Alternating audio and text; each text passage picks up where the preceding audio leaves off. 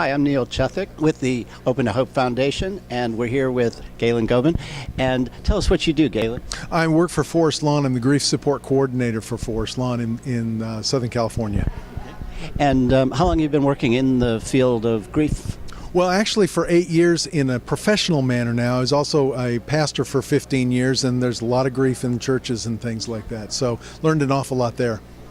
Now, one of the things that I know that you're interested in is how do you put words to grief? What's the language involved in that? Tell me a little bit about that. Well, as we know, grief is an overall experience, and sometimes just a completely overwhelming experience. Being overwhelmed, it gets very, very difficult to try to separate things out. Giving language to things, describing something, being able to name it, if you will, gives someone a sense of control with that. And so language becomes very important in our grieving process. Many of us are intuitive grievers anyway, where we need to talk about it. It's verbal and things. But even for those of us that are instrumental grievers, we've got to be able to name something to be able to understand it and kind of get our hands around it, so that it can be, in some ways, examined, because that's a lot of how we work our way through grief, is to examine it and to think about it, to understand what it's doing. And if there's no language to go with that, then it's just kind of this big amorphous sort of pain and ache. Begin to ask that grieving person, or asking of them, what is this? What is this? What word would you put with this? Sometimes it's an image.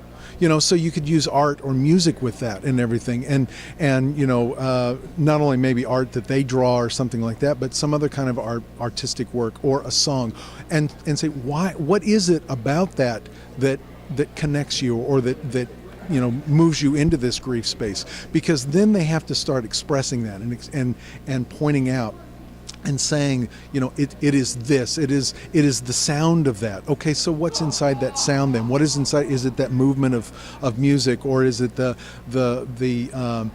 distance in the picture or things? What is that saying for you and everything? And these kinds of things then begin to help us to find those words, to begin to make some sense with that. Because once again, when you begin to find those words, now you can begin to understand a little bit more. One of the things that can be really helpful for people is an ancient experience that human beings have called lamenting. To lament something is more than just complaining about it, but it's lamenting that this is wrong, this is painful, this is hurtful, and yet I know that there's another side. In the religious world, it would be, would be faith in God or a greater deity or something and everything. But for someone who's, spiritual but not religious, it might be, this hurts. I know you're not here, and yet I know that down the line there will be something.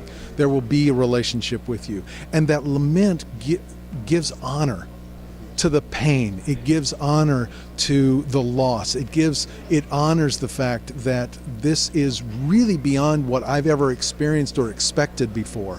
And now, while I'm going to stay with that for a minute, I know that there's a dawn at the other end, or as an image to bring to that. Of all the books or authors that you've read recently who are accessible to the mainstream, is there a book that you might recommend, or one or two that you might recommend? A book of poetry, beautiful book that I'm familiar with, is Anne Weems' book called Psalms of Lament. Thank you, Galen. Neil, my pleasure. We appreciate it. I'm Neil Chethik with the Open to Hope Foundation.